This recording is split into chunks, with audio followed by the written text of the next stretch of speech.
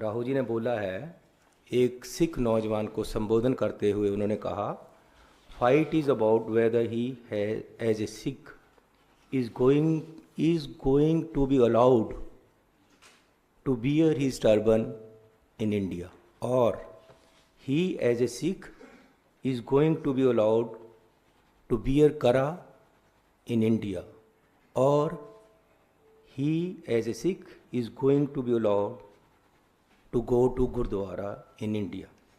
And thus that's what the fight is about, and not just for him, for all religions.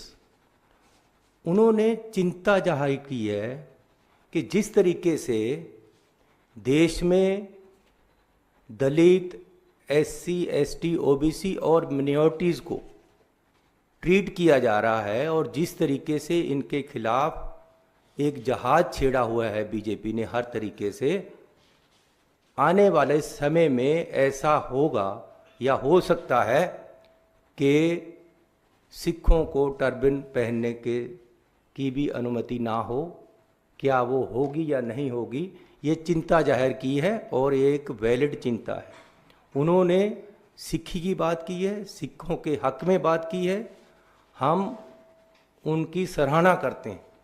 और जिस तरीके से उन्होंने सिख धर्म के प्रति अपनी श्रद्धा दिखाई और श्री हरमंदिर साहिब में जाकर सेवा भी की है, अक्सर जाते हैं, उससे सिख उनसे प्रभावित हैं।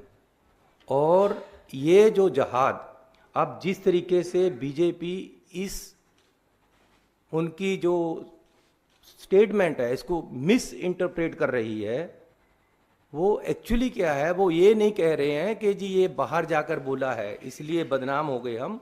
एक्चुअली उनको तकलीफ ये है कि राहुल गांधी जी ने सिखों के हक में बोला है। तकलीफ ये है कि इन्होंने सिखों के हक में क्यों बोला, इसलिए लड़ाई दूसरी तरफ से बनाकर सिखों को बदनाम करने की कोशिश की जा रही है, और राहुल गांधी जी को बदनाम करने की कोशिश की जा रही है। जो उन्होंने चिंता जाहिर की है वो जायज़ है, और उसके बहुत सारे उदाहरण भी दिए जा सकते हैं मिनॉरिटीज़ में, दलितों में, एसटी, ओबीसी में, कि किस तरीके से मौजूदा सरकार इनको दबा रही है और किस तरीके से इनके साथ व्यवहार किया जा रहा है। जो भी किसानी की बात करता है, जो पंजाब की बात करता है, जो सिखों की बात करता है, जो मिनॉरिटी की बात करता है, जो एससी एसटी की बात करता है, उसको या खालिस्तानी कहा जाता है या देश विरोधी कहा जाता है। ये कोई नई बात नहीं है। अगर राहुल जी ने कहा है तो पूरा पंजाबी लोग और हम सिख लोग उनके साथ हैं और हम उनकी सराहना करते हैं।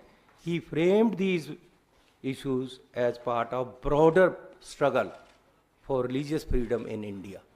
So